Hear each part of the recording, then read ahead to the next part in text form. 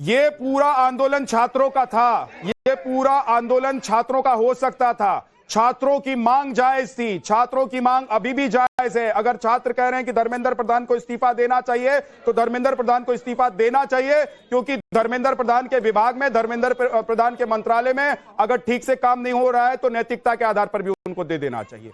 सरकार उनसे इस्तीफा नहीं ले पा रही है या सरकार उन्हें इस्तीफा देने के लिए नहीं कह रही है, ये सरकार सोचे और चिंतन करे कि क्यों नहीं कह रही है। लेकिन जो लोग लिंचिंग करने के लिए उतर गए थे, जो लोग उतर गए थे उपद्रव करने के लिए, जो लोग उतर गए थे पत्थरबाजी करने के लिए, क्या उन लोगों ने छात्रों के आंदोलन को खत्म कर दिया, बर्बाद कर दिया, उनकी मांगों को नाजायज कर दिया? देखिए, ये मुझे लगता है कि ये 6 वर्ष में ये तीसरी बार है जब ये स्थिति दिल्ली की राजधानी में पैदा हुई है।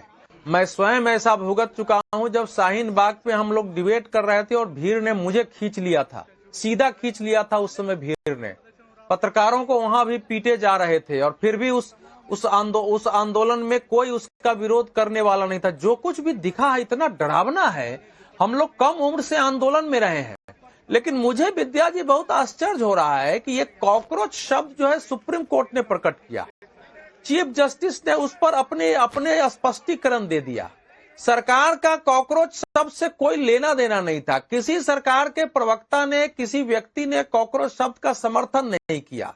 एक अनाम सा व्यक्ति अमेरिका में कॉकरोच जनता पार्टी बना के एक साइट बनाता है, लाखों फॉलोअर हो जाते हैं, वो दिल्ली में उतरता है, 10 लोग उसके स्वागत में नहीं होते हैं। पहला जब धरना होता है उसकी अनुमति नहीं होती है, फिर भी सरकार अनुमति दे देती है कि ठीक है आप बैठ जाइए। वहां लोग नहीं होते हैं हर प्रकार के। फिर वो ये स्थिति कैसे पैदा हुई यहाँ तक? कल का जो दृश्य था, एक बात ये है कि आप देखिए कि जिस तरीके से आप बता रहे हैं कि उस वक्त आपके साथ हुआ, उस वक्त जो कुछ लोग थे वो किस विचारधारा के थे, वो क्या चाह रहे थे देश में, वो कैसे देश का जो चिकन नेक है उसको अलग करने की बात कर रहे थे, देश के टुकड़े की बात कर रहे थे। ये वो लोग थे जो देश में अराजकता फैलाना चाह रहे थे।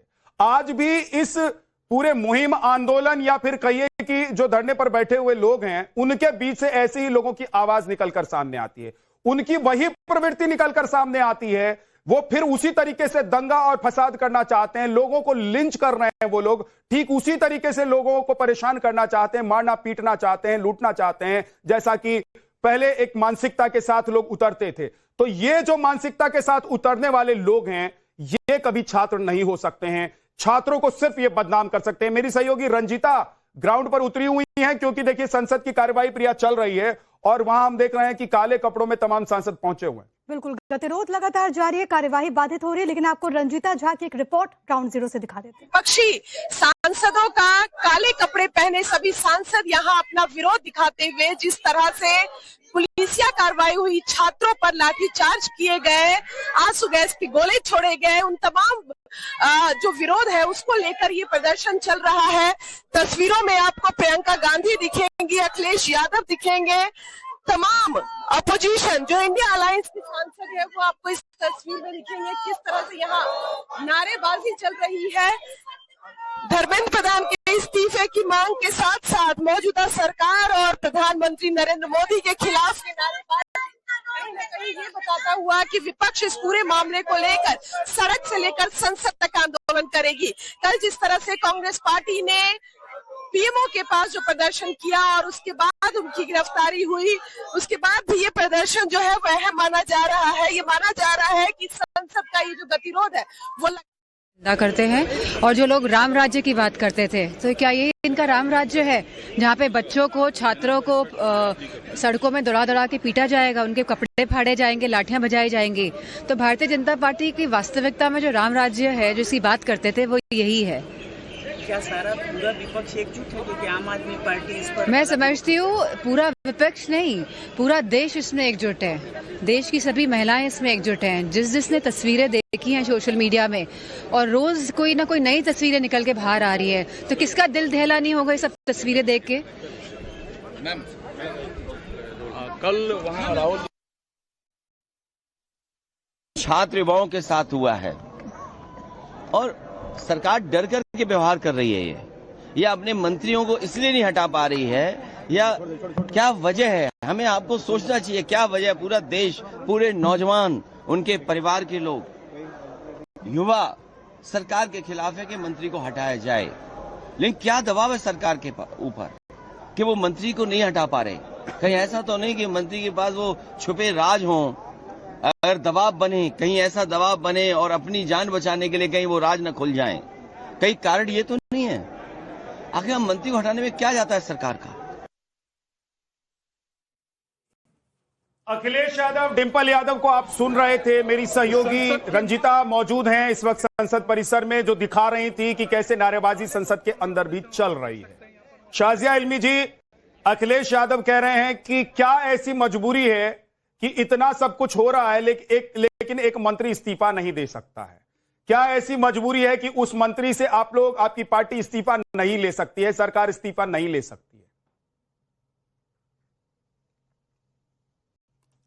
अनम्यूट कर लीजिए प्लीज। आपकी आवाज नहीं आ रही है शाजिया जी। आप सबको नमस्कार और आदाब। सबसे पहले तो मैं कहूंगी कि वाकई में जो स्थिति दिख रही है, मुझे यकीन नहीं आ रहा है ये वही लोग हैं। ये वही लोग हैं जो अन्ना हजारे आंदोलन में, निर्भया आंदोलन में, ये वही लोग हैं जो फ्रीडम ऑफ एक्सप्रेशन की बात नहीं करते थे।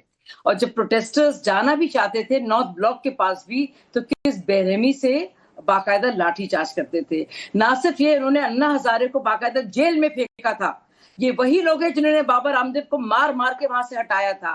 अब ये लोग अभिव्यक्ति की आजादी की बात कर रहे हैं और संसद के सामने, पीएम घर के सामने जो जमावड़ा है, जो लोग हैं, जो प्रोटेस्टर्स हैं, जिसमें सांसद मौजूद है राहुल गांधी, प्रियंका गांधी, उसको सही कह रहे हैं। अब आप बताइए, कतई पुलिस को, किसी को नहीं करना चाहिए ऐसा, लेकिन संसद को घेराव की बात हो रही है, संसद को उखाड़ फेंकने की बात हो रही है, जिस संसद में बाकायदा कांग्रेस के भी और डीएमके के भी और सब पार्टियों के एमपीज हैं, जो लोकतंत्र का प्रतीक है। एक तरफ तो आप लोकतंत्र को बचाने की बात करेंगे और कहेंगे किस तरह का लोकतंत्र है ये, फिर आप चाहेंगे कि आप संसद को घेराव करें, और आप चाहते नहीं पुलिस रोके। क्या चाहते हैं आप लोग? और बाकायदा तो नेपाल बनाने की बात कही गई, उस बात को भी आप छोड़ दीजिए। सवाल का जवाब नहीं दिया शाजिया आपने।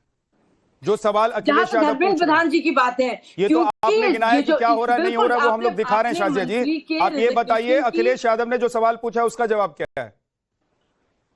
अखिलेश यादव से पूछा जाए कि अखिलेश यादव जी, आप बताइए कि ये जो पॉलिटिकल डिमांड आप कर रहे हैं, इससे छात्रों का क्या लेना देना है? छात्रों का क्या फायदा होगा? जो नीट में जो लैप्सेस हुए हैं, जिसके लिए खुद उन्होंने भी माफी मांगी है, हम सबने हाथ जोड़ के माफी मांगी है। तो एक बात बता दीजिए शाजिया जी, करने के लिए आप ही बताइए, ये सियासी डिमांड है, शाजिया इल्मी, आपसे बहुत प्रेम पूर्वक सवाल पूछ रहा हूं। एक चीज बताइए, किसी चीज की जिम्मेदारी पार्टी आपको देती है, किसी भी प्रभाग की जिम्मेदारी देती है, कोई प्रभार आपको मिलता है पार्टी की तरफ से, उस प्रभार के अंदर होने वाले जो कार्य होते हैं, अगर ठीक से नहीं होते हैं, गड़बड़ियां उसमें होती हैं, तो पार्टी क्या करती है? आपको याद है जब रेलवे एक्सीडेंट हुए थे, अश्विनी वैष्णव जी के आप रेजिग्नेशन की बात कर रहे थे, योगी जी के रेजिग्नेशन की बात कर रहे थे, जब मणिपुर का वाकया हो रहा था तो गृह मंत्री और प्रधानमंत्री के वाकये की बात सारी मांगे जायज नहीं होती, तो ये तरीका है? नहीं, आप सारी मांगे जायज नहीं होती है। मेरे सिंपल से सवाल का जवाब आप दे दीजिए, क्योंकि ये देश, देखिए अभी भी अगर आप, मैं एक बात कह रहा हूं शाजिया इल्मी, आप एक सवाल मैं आपसे कर रहा हूं, अगर अभी भी छात्रों के सेंटिमेंट को, छात्रों के अभिभावकों के सेंटिमेंट को देखिए, ये उपद्रवी जो हैं उनके लिए तो कोई खड़ा नहीं हो सकता। उपद्रवियों ने तो किसी को नहीं छोड़ा और ये किसी के होते भी नहीं है, इसलिए इनको जो करना है, इनके साथ जैसा करना है आप कीजिए, क्योंकि ये देश के भी नहीं है तो हमारे आपके और किसी के क्या हो सकते हैं, अपने मां बाप और अपने घर के भी नहीं होते हैं। लेकिन जो देश के छात्र हैं, छात्रों का जो सवाल है, छात्रों की जो मांग है, और उस पर विपक्ष और अखिलेश यादव जो कह रहे हैं, गलत कह रहे हैं कि धर्मेंद्र प्रधान का इस्तीफा क्यों नहीं हो रहा है, धर्मेंद्र प्रधान को लेकर ऐसी क्या मजबूरी है, कौन सा ऐसा पेंच फंसा हुआ है? नहीं, कौन सी ऐसी जिद है कि आप छात्रों को भूलकर, बल्कि छात्रों के आंदोलन को हाईजैक कर खुद कूद पड़े हैं अपने पर ध्यान केंद्रित करने के लिए, अपनी सुर्खियां बनाने के लिए और एक सियासी मांग करने के लिए? ये क्या जरूरत है? प्रभात कुमार जी जवाब दीजिए। आप लोग छात्रों के आंदोलन को हाईजैक कर रहे हैं, आप लोगों ने, बात दोनों तरफ से देखी जा सकती है। हाँ। ये बोलना चुप होंगी जब तो मैं बोलूं। बोलिए, वो चुप हो गई, ड्यूटी यही मिली है, जाके सिर्फ बोलो। ये आपको तो मिल ही गया ना, बन तो गई राष्ट्रीय प्रवक्ता भारतीय जनता पार्टी की। अब क्या चाहिए आपको? Freedom of expression. ये ड्रामे करना बंद कीजिए। और ये अन्ना आंदोलन का जो आप दिखा रही है ना, बिल्कुल, और बार बार निर्भय आंदोलन का भी बताएंगे, अरे शांत हो बार बार जाइए। बताएंगे, मिल गया आप ना दुहाई आपको, देंगे। बन गई प्रवक्ता ना। जब आप क्यों चिल्ला रही हो? शांत हो जाइए। नहीं प्रभात जी, पर्सनल मत होइए। प्रभात कुमार, पर्सनल मत होइए, सवाल का जवाब दीजिए। वो कह रही हैं कि आप लोगों ने आंदोलन को हाईजैक किया। एक चीज बता दीजिए प्रभात कुमार, एक सेकंड शाजिया रुकिएगा। प्रभात जी एक चीज बता दीजिए, अभी तक राहुल गांधी गायब थे, अभी तक राहुल गांधी को छात्रों की चिंता नहीं थी। जब राहुल गांधी को लगा है कि भाई इतना बड़ा मामला हो गया है और उस पर दूसरी पार्टियां राजनीतिक हस्तक्षेप करने लग गई हैं, हम पीछे छूट गए हैं, तो हमको जाकर बैठ जाना चाहिए प्रधानमंत्री आवास के बाहर। सुनना है?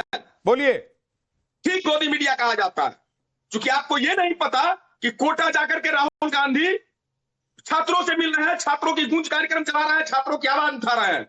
देहरादून जाकर के राहुल गांधी छात्रों की गूंज कार्यक्रम कर रहे हैं, छात्रों की आवाज उठा रहे हैं। आपको समझ में बस केरल नहीं जा रहे हैं, बस राहुल गांधी केरल नहीं जा रहे हैं, राहुल गांधी केरल नहीं जा रहे हैं ना, अगर ये क्योंकि वहां पर राहुल गांधी की सरकार है। देखिए, इसीलिए मैं कह रहा हूं राजनीति मत कीजिए। प्रभात जी, प्रभात जी मेरा सवाल सीधा सीधा है। एक सेकंड प्रभात जी रुक जाइए। प्रभात